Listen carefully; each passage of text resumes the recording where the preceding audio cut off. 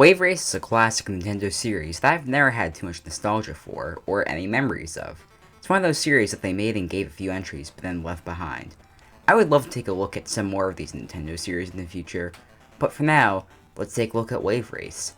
Normally I go into the development history, but I couldn't find much info, so let's just jump into the first game, Wave Race, released in 1992 in North America on the Game Boy.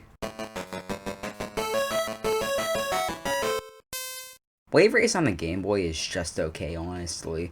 I'm not the biggest fan of it, it just feels overall kind of lame in a way. It's not a bad game in any way, but nothing sticks out about it. It's a fine enough top-down racer, but I don't see too much reason to play it. The game feels either too fast or too slow sometimes, turns feel difficult to make. Sometimes the controls feel way too awkward overall. There's this other mode where you try and go through these flags, but I gave up on it pretty quickly because it was unfun. Actually, I gave up on Wave Race Game Boy without 100%ing it. There's no real reason to anymore. It's a nice humble start for the franchise, but there's no reason to rush out to buy a copy of it. If you can find it for cheap, then maybe, but otherwise don't go for it. Wave Race was held back by not being a more powerful system, so with the release of Wave Race 64 in 1996, the series got a new chance to evolve. Wave Race 64 was at one point described as F-Zero on water, and would eventually make its way to having jet skis. I think the description of F-Zero on water is an odd way to describe the game, but I guess it's somewhat accurate. Both franchises have vehicles that go insanely fast, and both games are skill-based. At this point you could say, well, that describes plenty of games, and yeah, you're not wrong, but I'm sure that at the time it was easy for Nintendo to internally compare it to F-Zero. But how is Wave Race 64? It's good.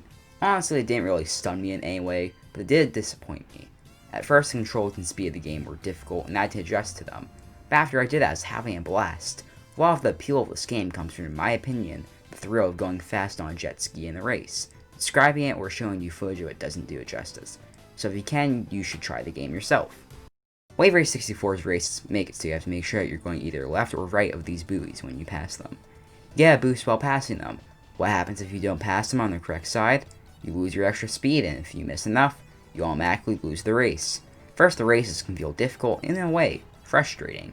Sometimes it feels like you spin out of control so hard that it isn't your fault. But as you play the game more, you become adjusted to the controls. Once I became adjusted to the controls, I was having a blast. Honestly, most N64 games I play, I walk away with the conclusion of, yep, that's an old game. The N64 isn't one of my favorite consoles, personally.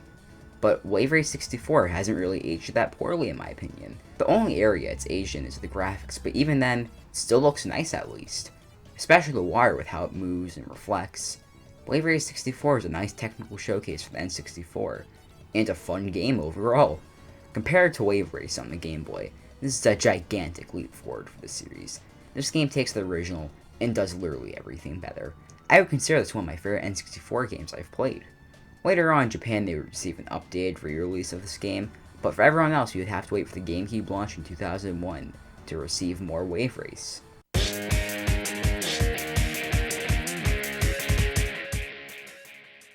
Wave Race Blue Storm is awesome.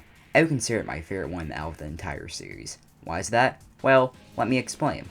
The game looks even better in pretty much every area except characters, which still look good, but they aren't like the biggest leap forward. Having gorgeous water is a massive benefit to a game like this, since you spend a lot of time on water. The controls also feel even better than 64, and I feel like I can control my character better. While I know some people prefer how Wave Race 64 controls, I think Blue Storm feels even better personally. Boosting is also a ton of fun. The characters get more expression here with voices and better animations. The track designs here feel more unique and stand out. All of this combined improves on the foundation of Wave Race 64 to create an amazing game. I loved playing Wave Race Blue Storm. When people talk about GameCube launch titles, they focus on Luigi's Mansion. And while I love that game too, Wave Race Blue Storm is an underrated racer. The game is also pretty cheap because a lot of people aren't rushing to get copies of it, so this is a perfect game to add to your GameCube collection. Overall, I loved my time with this series, and I was pleasantly surprised. It started out poorly, but evolved to be amazing. Wave Race is deserving of a revival, and the quick races would be perfect for the Switch, because you could just do a race, then you could just quit. They need to hop on this. Well, for now, thank you guys for watching. I'm Fuse, signing out.